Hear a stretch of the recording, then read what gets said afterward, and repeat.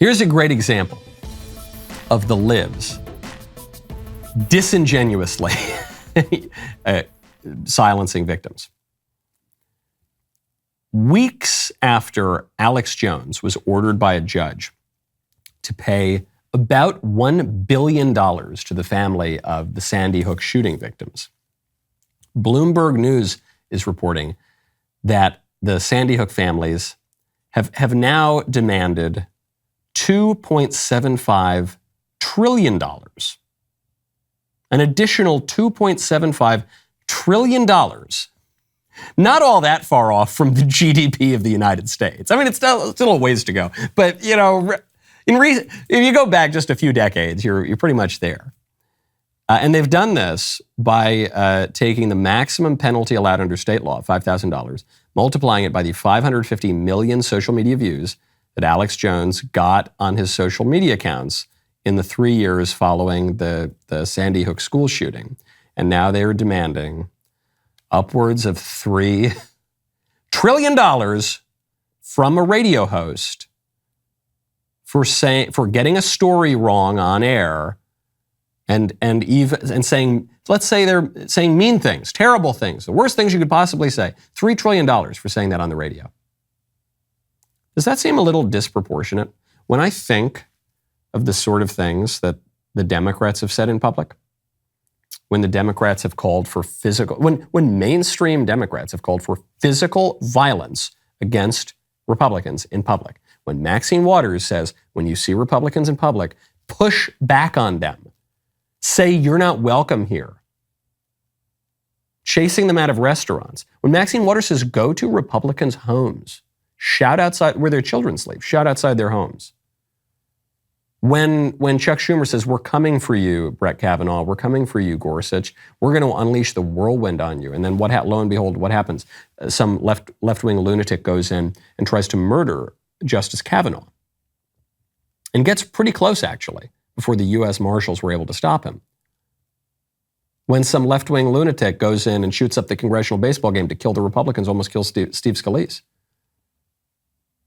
And you hear nothing.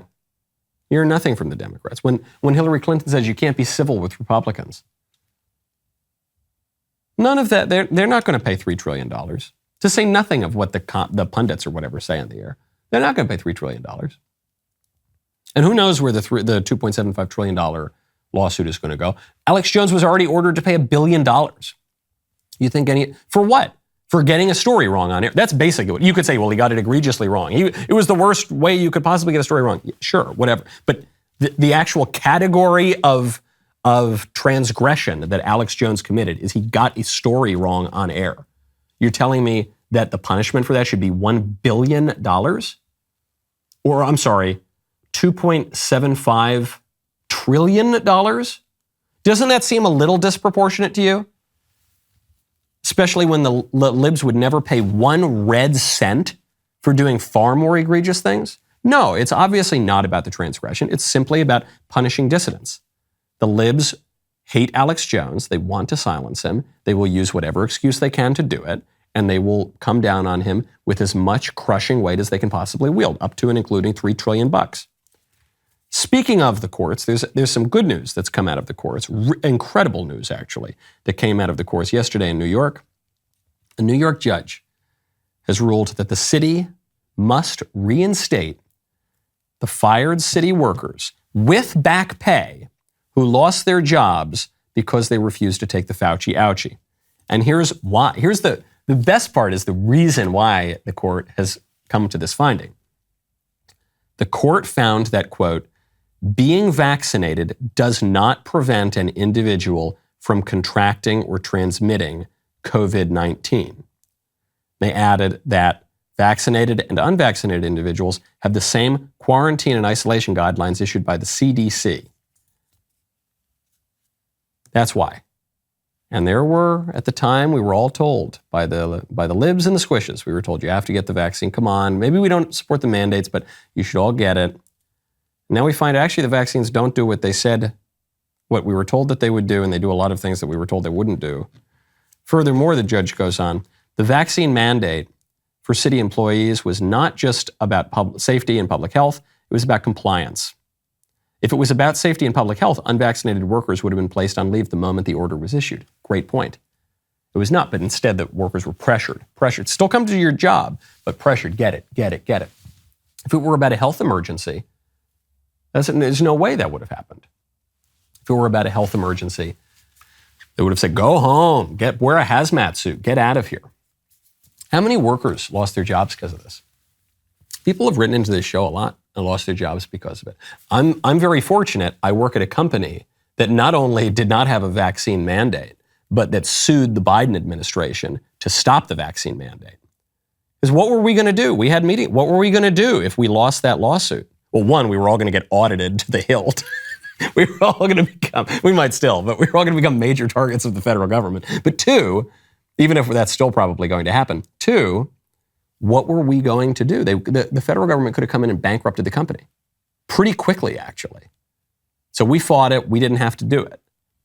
Same cannot be said for a ton of other companies and certainly city workers. Eric Adams fired 2,000, just about 2,000 city workers, including cops, including firefighters who refused to comply with the COVID vaccination mandate.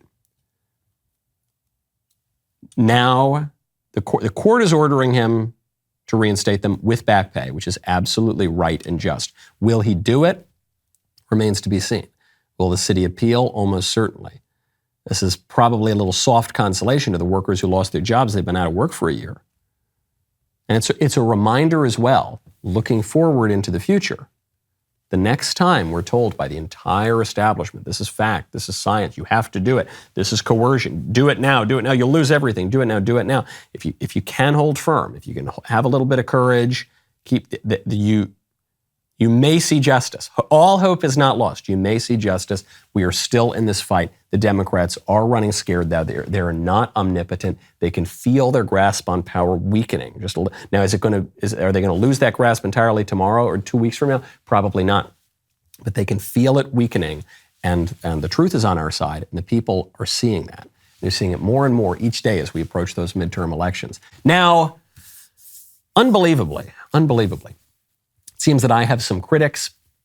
I reacted to some woke TikTokers' nonsense about religion. He appears to have reacted to my reaction. And so in a full sort of inception, I will be critiquing his critique of my critique of his nonsense, because this, of course, is Woke Wednesday. The rest of the show continues now. You don't want to miss it. If you're not a member, click the link in the description and join us.